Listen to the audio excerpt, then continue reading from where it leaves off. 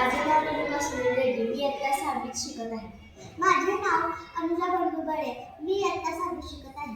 माझे नाव सोमती नागरी बनसोड. मी इयत्ता 6वीत शिकते. माझे नाव संतोषी चंद्रकांत पोटपला. मी इयत्ता 6वीत शिकते.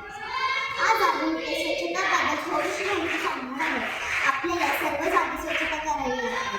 जसे की हे मुलं सार्वजनिक बागेमध्ये स्वच्छता करत आहेत, तर ह्यांचं शिकून आपल्याला पण स्वच्छता करायची गरज आहे.